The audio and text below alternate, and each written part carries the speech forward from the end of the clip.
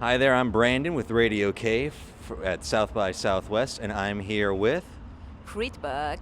Awesome. And could you guys each introduce yourself and what you do in the band? I'm Anna, a singer, songwriter, cowbell player, and guitar player.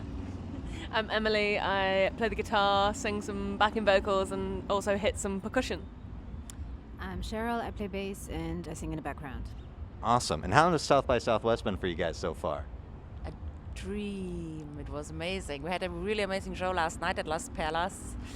And we had some other shows that we played jam in the van, and we just wandered around the city. We met nice people, we saw great bands. It was amazing. And we ate some great food as well. Anything you guys have to add to that? No, just that it's been great. It's such a nice kind of vibe, and it's so nice to discover so many bands and just discover some things I've literally never heard before. It's just really cool. So yeah, I'm having a great time. Yeah, and to see your friends play over here too, pretty cool. Yeah. Awesome. Is this your guys' first time at South by Southwest, or? Yeah. Awesome. And I guess, is it everything you expected, or what's been the most surprising thing about it?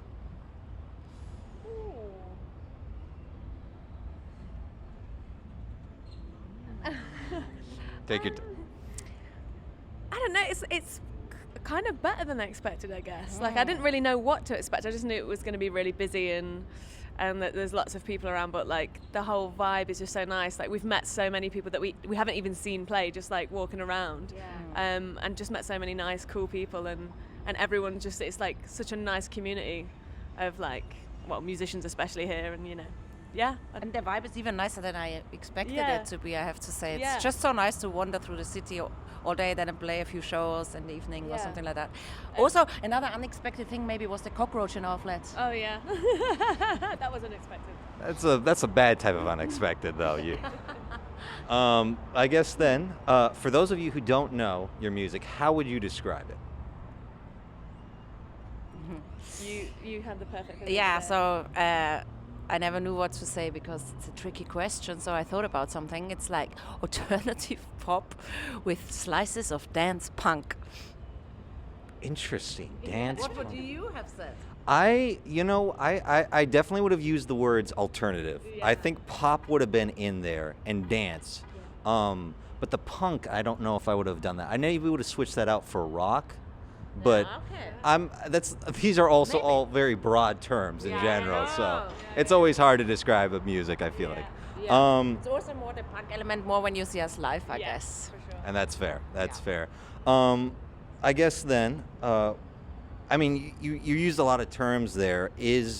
What is kind of like the live performance of your band look like? Is it a lot of guitars, drums, electronic instruments? What does it look like?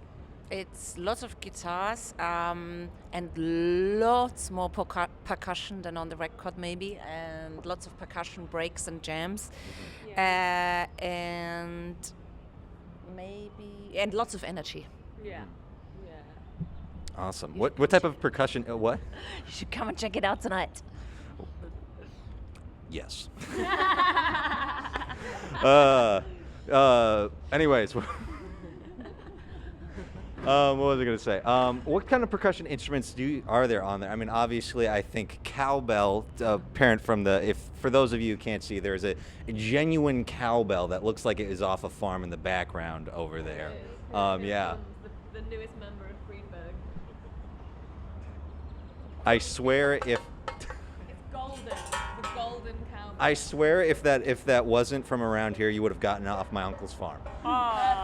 It should be there again. Yeah, but I guess, what else can you see other than cowbell? Other than cowbell, tambourines, wood blocks, an egg, and that's it, I think. No? Go-go bells? Go-go bells. Yeah. And what type of effect do you use those to? Is it all rhythmic? Is it all are you trying to just really get the beat down? What's the purpose of them? The purpose is To make people dance. Yeah. Make people dance. Yeah. Lure people in with the cowbells and the wood blocks. I think we just, Get the vibe in. Yeah. heavily exactly. inspired by ESG, I have to say. And LCD sound system. LCD Sound System, great group. Yeah. Best band in the world. Me and my friend Joey here have talked a lot about them, and but that's not the point of this interview. The point of the interview is to learn more about you. And one thing I'm curious about is what is the musical journey of Friedberg? How did it get started? What has it been like? Tell me all about it. So it's all started actually in America, in Joshua Tree. I went down my own, no, actually with two friends years ago, and started to jam and write stuff. And I was still living in Berlin at the time. And then I came back with lots of songs, and then I moved to London. And then I met these guys in London, and we started to rehearse and play a secret show 2 weeks after we first met. And then I think there happened to be a booking agent or someone in the crowd, and then it all kind of started, and we released for the first 2 singles, and I guess that was the beginning. But very quick from when we first met. And we had a song synced to FIFA as well, didn't we? That was like that was a really good kind of thing to have, I think, because obviously people listen to those playlists, especially on Spotify and things like that. So that was good to get a few streams. And what is, you had done music in the past, correct? Had you guys been in bands before? What were your guys' musical journeys before Friedberg? Musical genres? Journeys. Journeys. Oh, go first. I mean, I kind of started playing when I was like 12. And then, played in a few bands. I went to uni to study music, so played in a few bands there. Played in a few bands afterwards, played in a lot of theatre stuff as well, so I like playing like pit stuff as well. And then Friedberg, so that's it. Yeah, and I started playing bass when I was 13, and then started playing in bands from 14 onwards, gigs, tours and stuff. So I've just been doing it like, I guess, the rock and roll way until we met. Yeah. Nice. And what has been, I guess, the difference for you guys all being a part of this band? I mean, you were a solo, from what I understand, were you a solo artist before this? What has it been like for you? The solo artist thing? What has it been like now being in a band compared to being a solo artist? I prefer it. I was bored of being a solo artist, and I wanted, that was boring. Also, I didn't really know what I really wanted back then, and I feel like now I found the sound that I really want to do. So it feels much better now. Is collaboration kind of the source of that inspiration in a way, or the thing that kind of drives it? Yes. Also in the studio, I love to collaborate with other people and with new people, and get into a room with someone and just jam and write something on the spot. That's my favorite thing to do. My most favorite thing to do, Is that how all the songs kind of for Friedberg start? Is it kind of just jamming it out, seeing what happens, or is there something special about it? Or I think most of them start with a jam, go in the studio completely blank, and then start something in the moment. And that's the most fun part of it. And try to record as much as you can in that first moment as well, because it's sometimes hard to recreate the first initial vibe of a recording. So I've learned that in the past. And from my understanding, you've been doing music now for about 10 years, a little longer. How is kind of being a musician for that long? How has that influenced your view of music? Has that changed? Like, how is music different from you now compared to 10 years ago, or any of you as you've played more music over time? You want to go first? I mean, the essence of it for me hasn't changed, like the purpose of like why I want to be in a band with people and like, write music, perform music. But I do think it's hard to be a musician today. There's a lot of challenges that we're facing, especially since the pandemic. Just like getting back out there and like making things happen.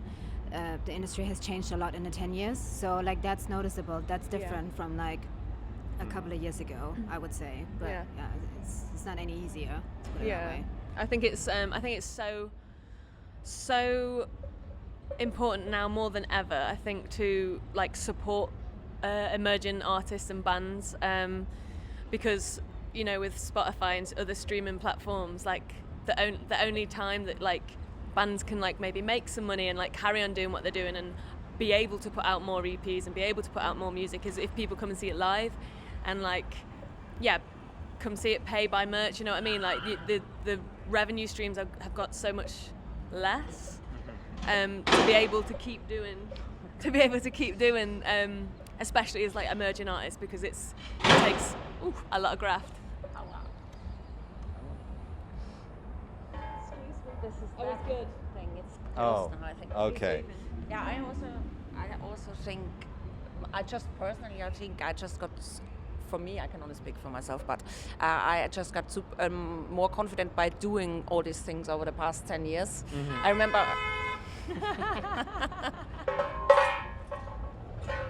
Let's make as much noise as possible, people. Austin.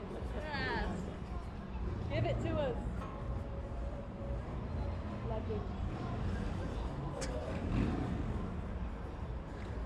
We're good.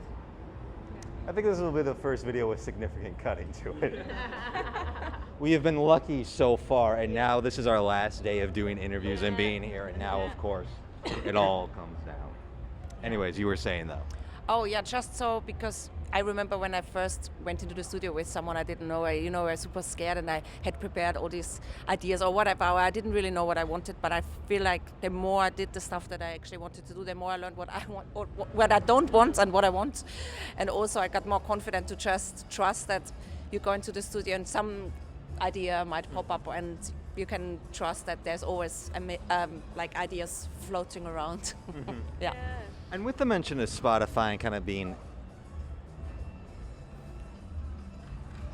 with being internet, does it look like it's? Car race? I hope so. Let's go. Let's put bets on. It'd be I mean, with that type of traffic, it'd be a horrible place to do a car race. Anyways, with that, kind of mentioning, you mentioned Spotify and kind of having to go viral. I've been talking to a few bands now, a mix of few who have kind of like had to make their way through clubs and bars up to being popular, and others who have just been lucky with being on TikTok. What was kind of, you think, the big break for Friedberg, or what was the point in time that you became more popular? I think probably the Go Wild single when it came out, and when it got on the FIFA soundtrack and lots of playlists. I think that was the first starting point. And I feel like now with the new single Hello, it's also kind of lots of radio stations picked it up, and and then also playing like Eurosonic in 20 yeah. In 2020, that was when we played Eurosonic in 2020. I feel like there was a momentum that we caught after doing that show, but then a lockdown happened, so we couldn't make any of that, which was so sad. Yeah. That was heartbreaking. It felt like things were just like the foot had just on the gas. We were like going, and then lockdown happened. So. But also the Hot Chip tour. Oh yeah. I think that was also a. I was going to say, you guys have toured with both Hot Chip and Lenny Kravitz, I believe, at one point. What was that like? Lenny Kravitz, that was when I was still a solo artist. But that was, I basically, it was very unexpected. I don't know, just out of school or something, and didn't really have a band together, and had to organize a tour within 2 days. I felt like, I came straight from the countryside to play UK arena shows with my cowbells. And but the Hot Chip tour was more, we had a little bit more time to prepare, and we were already Friedberg, so that was good. And it was an amazing tour. I think it was the best tour we've played so far in the US. But we're going to come back to the US in April for a whole tour with Giant Rooks, a German band. Yeah. Watch out for the... Anyways. All right. On that note, I guess one thing I was curious about also is you mentioned you made a jump from Berlin to London. Yeah. To me, that's quite interesting because I feel like a lot of people...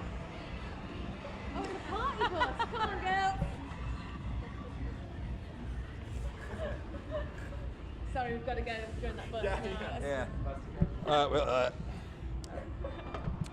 But as I was saying, you made the jump from Berlin to London, which I feel like for a lot of people is like Berlin is the place they want to be. You know, they want to be in the scene there. Why did you make that jump?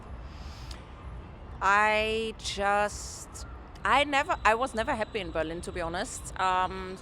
Even though I feel at home there, more at home than in Austria, but I think it's a kind of weird energy, and people are too cool for school, and they are just hanging around doing nothing and just being cool. Whereas in London, you have to do something to survive because it's so expensive.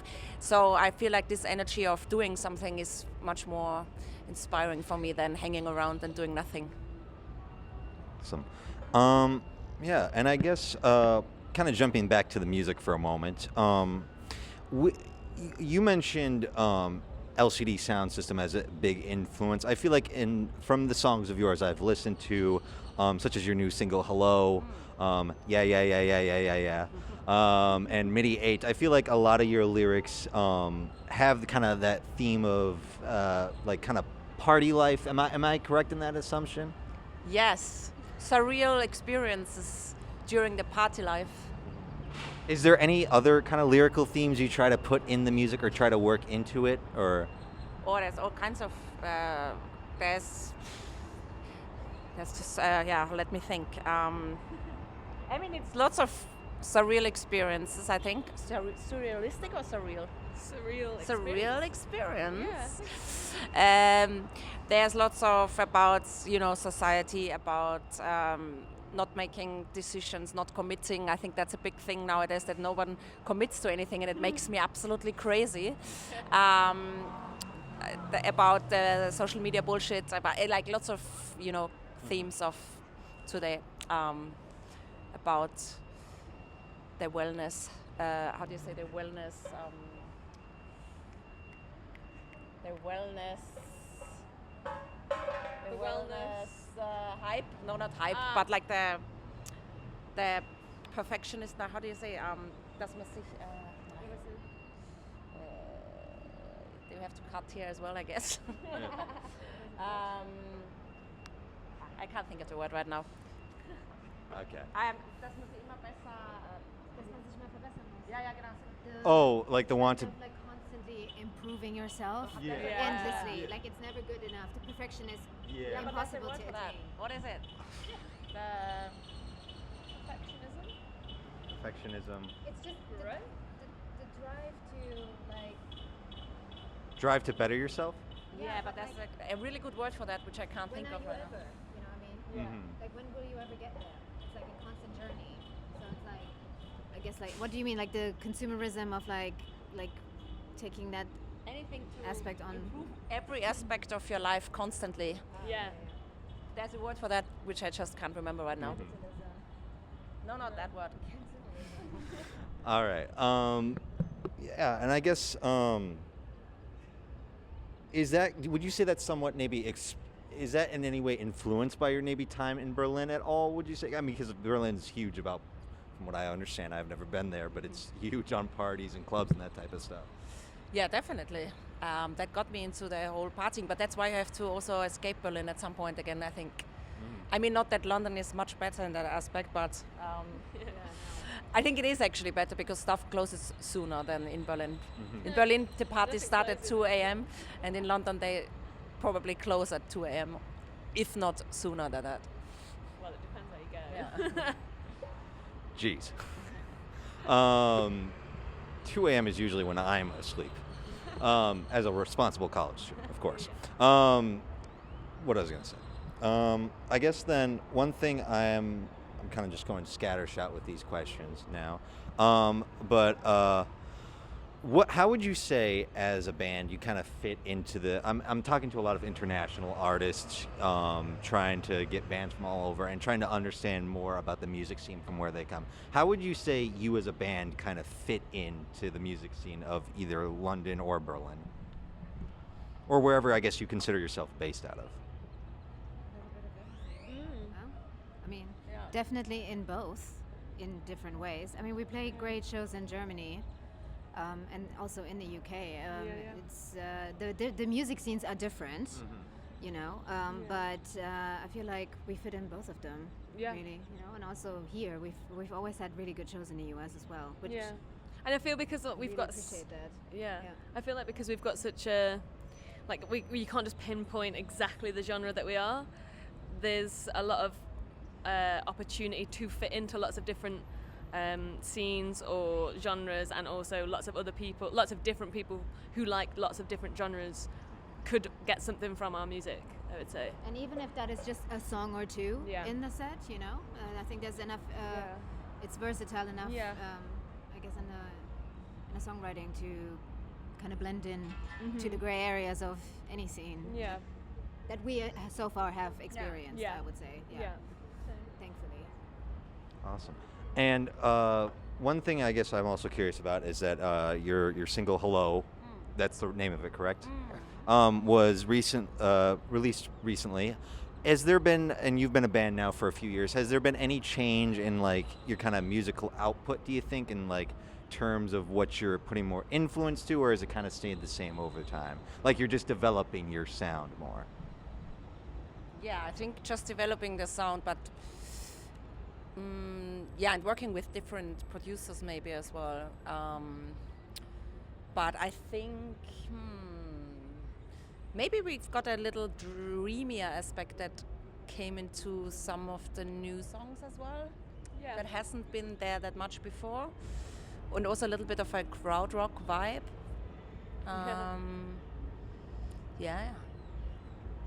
And on a somewhat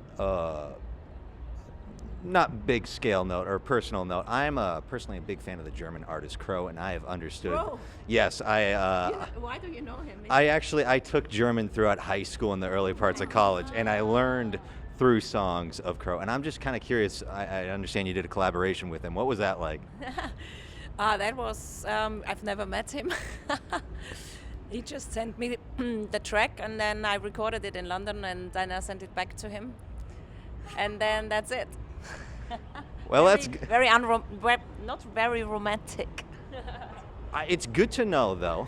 But yeah, and I guess kind of the last question I have is one thing I'm doing also with all the international artists I'm talking to is I'm asking for recommendations of someone around the world or in the scene you're in that you think people should be listening to. I usually ask for 3, so if I could get one from each of you. Yeah.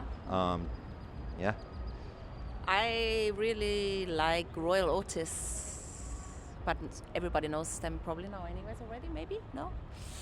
So yeah, I love the new album that Dan Carey produced, and also the song Oysters in My Pocket, which was on the last record. I played it to you, right? Yeah, that's cool. Yeah, that's an amazing sound, I like it. And the way he writes the vocal lines in this rhythmical way, I always like that. I'm struggling to actually think of one, so I'm just going to think of like a band that I saw the other day. Like stumbled across them totally accidentally, but ended up knowing one of their tunes. And they're called Porridge, and they're a British band. And they were really cool. I really enjoyed their stuff. It was like a vibe, a consistent vibe, and everyone was on. It was great, and the front person was amazing. Like, they were really cool. So I think, them. Yeah, so my good friend Jojo came down to support us yesterday, and she plays in a really cool band called Gum, that's spelled Ghum. They're from London, post-punk, really cool. So I would highly recommend them. Ooh, I got one more as well, actually. You were like, my friend's band. I got some friends in Liverpool. They're called Clean Cut Kid. They're amazing. They're kind of like releasing their own stuff. Like it's all like they graft so hard, but their tunes are great. And go check them out. Clean Cut Kid. All right, well, that's all the questions I got. Thank you, and this has been Radio K at South by Southwest with Friedberg.